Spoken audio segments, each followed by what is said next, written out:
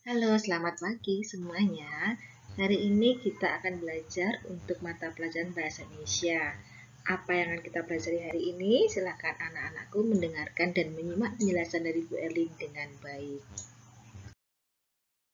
Hari ini kita akan masih belajar tentang bagaimana menentukan ide pokok atau pokok pikiran dalam sebuah paragraf. Tentunya ini sudah kita pelajari dari minggu kemarin bagaimana cara menentukan ide pokok atau pokok pikiran. Jadi silakan nanti anak-anak mendengarkan penjelasan dengan baik supaya anak-anak bisa mengerjakan soal yang diberikan oleh Bu Erlin. Bagaimana tips mencari ide pokok atau pokok pikiran? Yang pertama, anak-anak silakan membaca bacaan dengan seksama dan pahami isinya. Yang kedua, buatlah pertanyaan dalam hati, paragraf itu membahas apa. Kemudian yang ketiga, buatlah jawaban atas pertanyaanmu tadi. Yang keempat, tulislah ide pokok atau pokok pikiran sesuai jawaban yang sudah kalian simpulkan. Bagaimana cara menentukan ide pokok atau pokok pikiran? Kali ini Bu En akan memberikan contoh bacaan. Anak-anak silakan membaca bacaan yang diberikan dengan teliti, kemudian pahami masing-masing paragraf agar kalian bisa menentukan ide pokok atau pokok pikiran yang ada dalam setiap paragraf. Jadi bacaan ini nanti akan terdiri dari 3 paragraf. Silakan anak-anak membaca dengan teliti, pelan-pelan saja agar anak-anak bisa memahami apa yang dimaksud dalam paragraf tersebut. Silakan anak-anak membaca bacaan ini dengan teliti. Bacaan ini berjudul "Perhatikan cairan yang masuk ke tubuhmu". Silakan kalian baca dari paragraf 1 sampai dengan paragraf yang ketiga. Kemudian, pahami apa maksud dari setiap paragraf yang ada dalam bacaan tersebut agar anak-anak bisa menentukan ide pokok atau pokok pikiran dalam setiap paragraf. Untuk bisa mencari ide pokok atau pokok pikiran, anak-anak bisa mencari kalimat utamanya dulu. Kalimat utama bisa terletak di awal paragraf atau awal kalimat, atau bisa juga terletak di akhir kalimat, bisa juga terletak di awal dan di akhir kalimat. Jadi silakan anak-anak kembali membaca bacaan yang ada di dalam PowerPoint yang sudah disampaikan oleh Bu Erin ini. Untuk lebih detailnya, mari kita baca lagi bersama dan kita pahami lagi untuk bisa menentukan ide pokok atau pokok pikiran dari paragraf yang pertama. Kita baca bersama ya. Mengatur pola minum air itu ternyata sangat penting.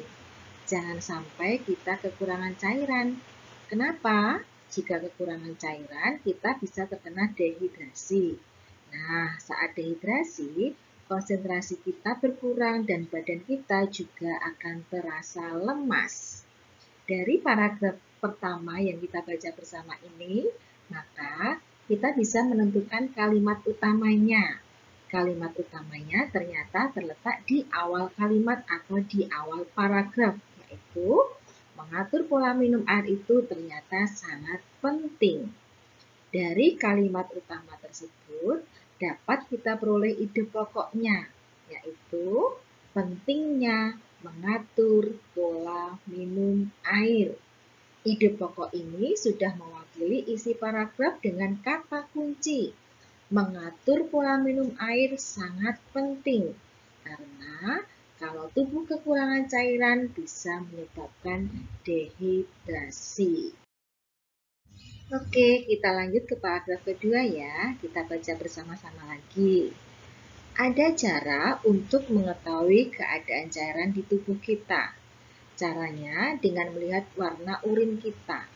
Jika urinnya berwarna kuning pekat, itu tandanya kekurangan cairan. Namun, jika warna urin kita putih, itu tandanya cairan dalam tubuh kita sudah cukup. Nah, dari paragraf kedua yang kita baca bersama tadi, maka kita juga bisa menemukan kalimat utamanya. Kalimat utamanya ada di awal kalimat atau di awal paragraf, atau terletak di kalimat pertama paragraf yang kedua, yaitu ada cara untuk mengetahui keadaan cairan di tubuh kita. Setelah itu, kalimat itu dijelaskan dengan beberapa kalimat penjelas yang berisi informasi atau pernyataan tentang cara mengetahui keadaan cairan di tubuh. Jadi dapat kita simpulkan, ide pokok atau pokok pikiran paragraf yang kedua adalah cara mengetahui keadaan cairan di tubuh. Kita lanjutkan ke paragraf yang ketiga atau paragraf yang terakhir. Kita baca bersama-sama lagi, kita baca dengan teliti dan pelan-pelan saja. Kelebihan cairan juga tidak baik untuk tubuh. Hal ini terutama saat melakukan olahraga berat. Ternyata, kelebihan minum air saat olahraga itu bisa menyebabkan kekurangan natrium yang bisa menyebabkan otak bengkak. Selain itu, kelebihan minum air saat olahraga berat dapat membuat seseorang tiba-tiba menjadi kejang-kejang, kesadaran menurun, dan gejala mual. Setelah kita baca dengan seksama paragraf yang ketiga, ternyata paragraf ketiga itu membahas tentang akibat negatif jika kelebihan cairan tubuh. Hal itu terkandung dalam kalimat utama paragraf yang ketiga, yaitu kelebihan cairan juga tidak baik untuk tubuh. Kalimat utama tersebut kemudian diperjelas dengan kalimat penjelas yang menginformasikan akibat-akibat jika kelebihan cairan yang masuk ke tubuh. Jadi, ide pokok paragraf yang ketiga adalah akibat negatif jika kelebihan cairan yang masuk ke tubuh. Secara keseluruhan, ide pokok atau pokok pikiran yang terkandung dalam 3 paragraf bacaan di atas dapat diringkas sebagai berikut. Ide pokok paragraf yang pertama, pentingnya mengatur pola minum air. Ide pokok paragraf yang kedua, cara mengetahui keadaan cairan di tubuh. Ide pokok paragraf yang ketiga, akibat negatif jika kelebihan cairan yang masuk ke tubuh. Demikian penjelasan Bu Erlin mengenai bagaimana cara menentukan ide pokok atau pokok pikiran dalam sebuah paragraf. Jadi, anak-anak nanti silakan membuka worksheet kalian halaman 11. Di halaman 11 itu ada 2 soal yang diberikan oleh Bu Erlin. Soal yang nomor 1 adalah tuliskan pokok pikiran paragraf 1, 4, 6, 11, 14 pada bacaan. Jadi untuk soal nomor 1, silakan anak-anak membaca bacaan yang ada di handout kalian. Kemudian untuk setiap paragrafnya, silakan anak-anak memberi nomor supaya anak-anak tidak salah menentukan ide pokok atau pokok pikiran dalam setiap paragraf. Karena untuk menentukan pokok pikiran atau ide pokok ini, Bu Erlin hanya meminta untuk paragraf 1, 4, 6, 11, dan 14. Ingat ya, jadi silakan beri nomor dulu. Jadi dari paragraf yang pertama sampai paragraf terakhir, silakan diberi nomor dari nomor 1 sampai paragraf yang terakhir, nanti paragraf yang keberapa. Setelah diberi nomor, baru anak-anakku nanti bisa menentukan ide pokok atau pokok pikiran dari setiap paragraf yang diminta oleh Bu Erlin. Untuk anak-anakku, silahkan nanti bisa mencari kalimat utamanya dulu. Seperti yang tadi sudah dijelaskan di awal.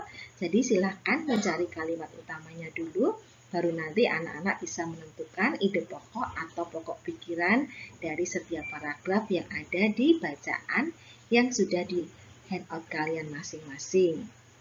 Kemudian, untuk soal yang nomor 2, tuliskan 2 informasi pada bacaan agar tercipta persatuan dan kesatuan dalam keragaman di Indonesia. Jadi anak-anak menuliskan 2 informasi yang anak-anak dapatkan tentang persatuan dan kesatuan dalam keragaman yang ada di dalam bacaan.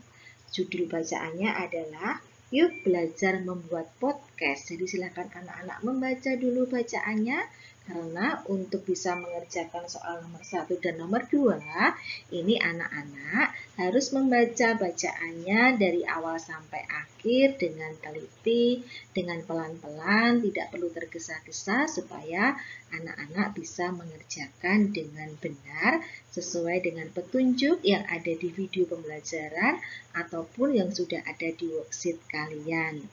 Sebelumnya Bu El mohon maaf karena ada gangguan suara, jadi suaranya agak terganggu karena sedang hujan, jadi suaranya tidak jernih. Semoga anak-anak tetap bisa memahami penjelasan dari Bu Elin meskipun suaranya agak terganggu dengan suara hujan. Kemudian satu lagi pesan Bu Erlin untuk mengerjakan soal bahasa Indonesia, silakan dikerjakan dengan menggunakan kalimat lengkap atau jawaban panjang.